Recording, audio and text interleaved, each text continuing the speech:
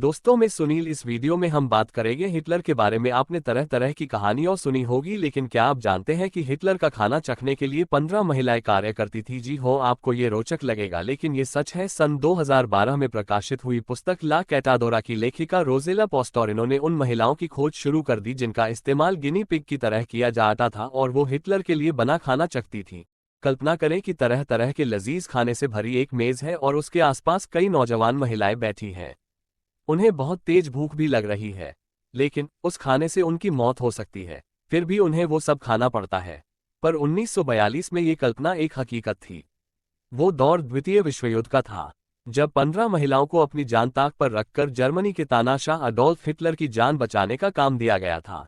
इन 15 महिलाओं का काम था कि वो अडोल्फ हिटलर के लिए बने खाने को पहले चखा करती थी, ताकि उसमें जहर है या नहीं ये पता लग सके।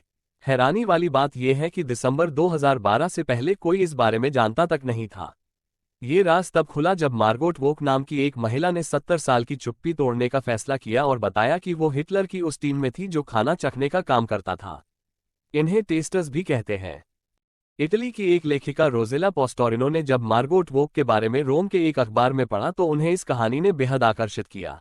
फिर क्या था? रोजेला पॉस्टोरिनो ने उन महिलाओं की खोज शुरू कर दी जिनका इस्तेमाल गिनी पिग की तरह किया जाता था, और वो हिटलर के लिए बना खाना चखती थी। इस खोज का नतीजे बनी एक किताब, ला कैटाडोरा, जिसकी शुरुआत मार्गोट वोक से होती है। इस किताब को इटली में कई पुरस्कार मिले।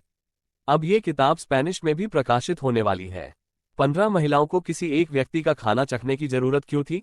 यूनिवर्सिटी ऑफ बोलोग्ना में बायोलॉजी के प्रोफेसर इस बारे में बताते हैं कि टेस्टर्स से ये काम समूह में कराया जाता था। पहला समूह खाने का पहला हिस्सा खाता था, दूसरा समूह दूसरा हिस्सा, और बाकी डेजर्ट चखते थे।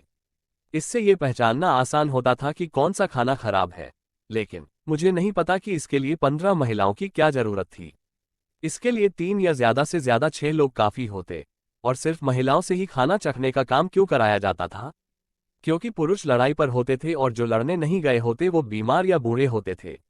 इसलिए इस काम के लिए सिर्फ महिलाएं ही बचती थीं।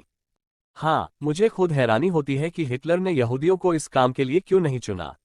ये सवाल भी मैं मार्गोट वोक से नहीं पूछ पाई और मुझे खुद इसका जवाब ढूंढना पड़ा। हिटलर यहूदियों को अपने घर पर नहीं देखना चाहता था क्योंकि वो उन्हें जानवर से भी निचले दर्जे का मानता था। साथ ही वो देश के लिए जान देने को एक सम्मान मानता था, इसलिए ये काम जर्मनी के लोगों को दिया गया था।